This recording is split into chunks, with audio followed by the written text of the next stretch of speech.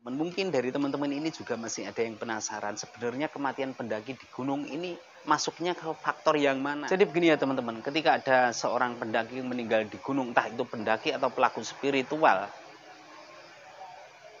pasti yang sering terjadi secara medis ini karena terserang hipotermia. Tapi apakah benar pendaki itu murni terserang hipotermia? Zaman dulu di Jawa ini sangat terkenal dengan ilmu yang namanya ilmu santet. Ilmu membunuh orang tanpa menyentuh. Banyak sekali orang yang sakit karena terkena santet, bahkan sampai meninggal. Ketika dia ini dibawa ke dokter, tentu di sana akan diagnosis bahwa dia ini mengidap penyakit dalam. Orang medis ini mayoritas tidak percaya dengan gaib. Orang gaib sudah pasti percaya dengan yang namanya medis.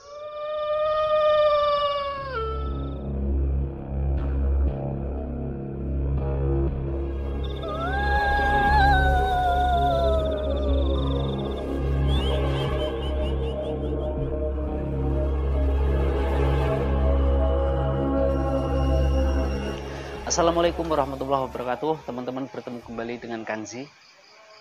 Alhamdulillah malam ini adalah malam Ramadan yang ke piro ya? Lupa gue. Lali, pokoknya saya pengen ngucapin selamat menjalankan ibadah puasa buat saudara-saudara muslimku. Semoga di Ramadan ini kita diberikan kekuatan oleh Allah Subhanahu wa taala sehingga dapat menjalankan ibadah ini secara maksimal. Amin ya rabbal alamin. Dan buat teman-teman non muslim, guys, jelas baik, nggak usah terpancing dengan berita-berita. Jadi lucu, setiap siang saya itu iseng buka HP, pasti ada berita tentang penggerbekan warung di bulan Ramadan. Kan ya lucu tuh. Yang paling viral itu penggerbekan warung bakso di Megamendung Bogor ya. Jadi ada 2 orang yang menggerebek warung bakso. Saat itu ada yang makan 1 orang digerebek. Itu kan lucu loh, urusannya dewi-dewi, urusannya sendiri-sendiri loh, kok beraninya menggerebek gitu loh. Ya kalau dia ini orang muslim, kalau bukan muslim kan nggak ada salahnya, mau dia makan siang, mau makan sore, mau makan pagi kan nggak masalah toh. Toh jika pun dia juga muslim, itu adalah ibadahnya dia sendiri gitu loh. Ya mungkin dengan beliau ini jualan bakso sehingga orang yang saat itu lewat, non muslim lewat, lapar, ingin makan, ada yang jualan. Jikapun ada orang muslim yang saat itu sedang kerja keras lah, toh agama Islam sendiri kan memperbolehkan kita tidak puasa asal dengan sebab tertentu, dengan alasan tertentu. Dan Allah sendiri juga memberikan keringanan toh buat yang tidak bisa menjalankan puasa. Bisa membayar fidyah atau bisa menggantinya di lain hari. Wes enak banget pokoknya Islam itu sebenarnya. Jadi nggak usah kaku-kaku banget. Ada orang makan di bulan Ramadan digerebek, warung buka digerebek, ya Allah. Kadang mikirnya itu gini, tanpa dia sadari sebenarnya tindakan seperti itu justru akan menjatuhkan dia sendiri. Karena apa? Karena gini, orang yang tidak suka, orang yang sedang makan di bulan puasa, tentu kan ada penyebabnya. Entah penyebabnya karena dia ini takut tergoda, kemudian imannya ini terganggu, puasanya ikut batal. Godaan-godaan seperti ini kan kembali ke keimanan kita. Kalau kita kuat, udah kita niat puasa, ya wis, sekalipun kita dihidangkan daging unta sekalipun 1 piring yang lezat sekali di depan kita, ya kita nggak akan terpengaruh, kita nggak akan tergoda kan gitu. Tapi ya wis lah, saya tidak mau mengomentari itu.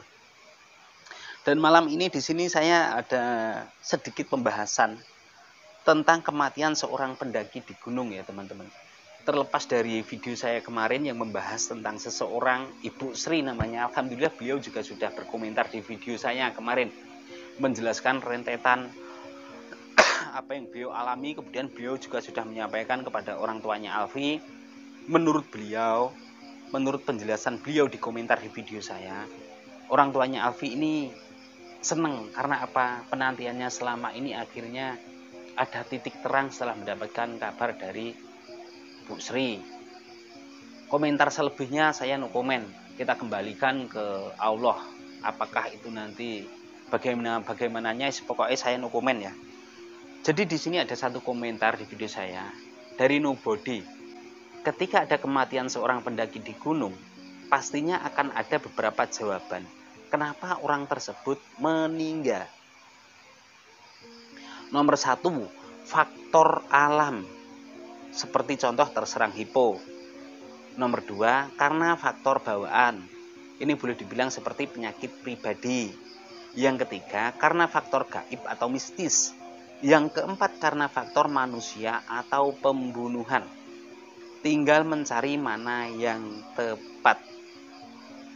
Saya ingin membahas ini ya teman-teman. Mungkin dari teman-teman ini juga masih ada yang penasaran. Sebenarnya kematian pendaki di gunung ini masuknya ke faktor yang mana?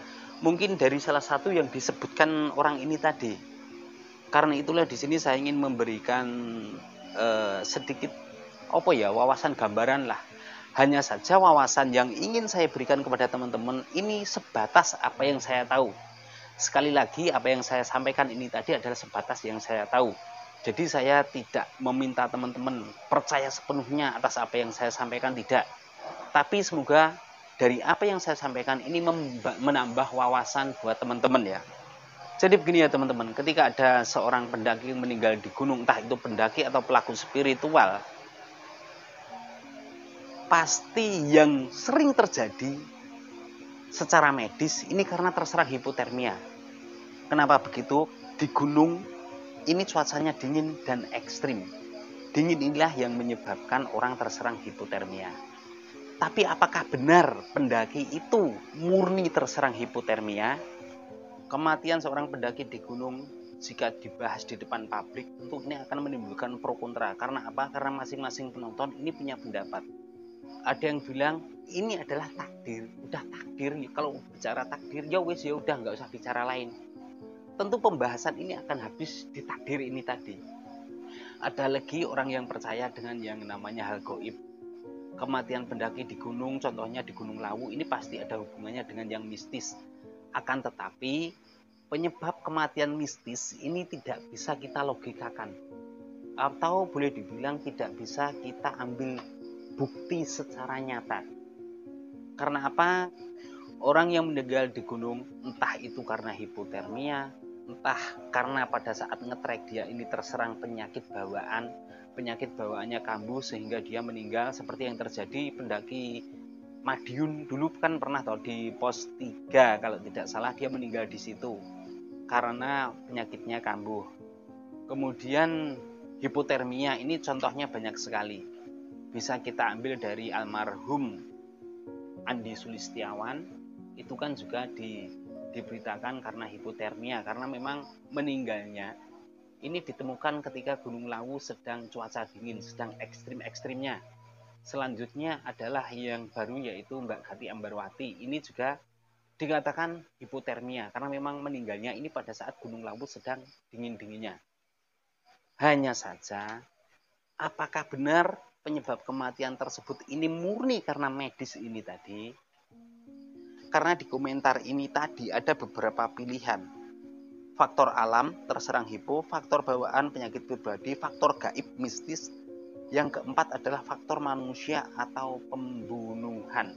Sebenarnya dari ketiganya, entah itu hipo, entah itu penyakit pribadi atau pembunuhan, ini dapat kita kaitkan dengan yang nomor 3, yaitu gaib, faktor gaib. Memang sih semua itu tidak bisa lepas dari ketentuan Allah yang namanya takdir. Akan tetapi jika kita bicara di luar takdir itu sendiri, entah itu meninggalnya karena hipotermia, karena penyakit, atau karena pembunuhan, semua itu adalah sisi medis yang mungkin juga berhubungan dengan gaib. Jika sampai sini teman-teman masih bingung, saya kasih gambaran begini. Zaman dulu di Jawa ini sangat terkenal dengan ilmu yang namanya ilmu santet. Ilmu membunuh orang tanpa menyentuh. Zaman dulu banyak sekali orang yang sakit karena terkena santet, bahkan sampai meninggal. Ketika dia ini dibawa ke dokter, tentu di sana akan diagnosis bahwa dia ini mengidap penyakit dalam. Secara medisnya dia ini terkena penyakit dalam. Yang tidak bisa dijelaskan dengan ilmu medis, dia ini terkena santet. Seperti halnya begini, pesugihan buto ijo ini sangat familiar sekali ya di Indonesia. Buto ijo itu terkenal galak dan katanya menurut dongeng itu memakan orang. Orang yang melakukan pesugihan buto ijo, apakah semua tumbalnya ini mati dikarenakan dimakan oleh si buto ijo? Kan tidak. Orang yang melakukan pesugihan maupun melakukan ritual-ritual lain yang mungkin membuat dia sakti atau menjadi dukun, ketika dia ini menumbalkan anggota keluarganya, tentu penyebabnya akan macam-macam. Bisa saja kematian si tumbal ini karena kecelakaan. Bisa juga si tumbal ini meninggal dikarenakan terserang penyakit dalam. Atau mungkin si tumbal ini mati ketika dia ini pergi ke suatu tempat, contohnya pergi ke gunung. Dia meninggal di gunung.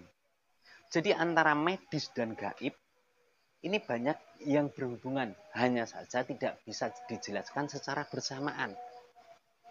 Orang medis ini mayoritas tidak percaya dengan gaib. Orang gaib sudah pasti percaya dengan yang namanya medis.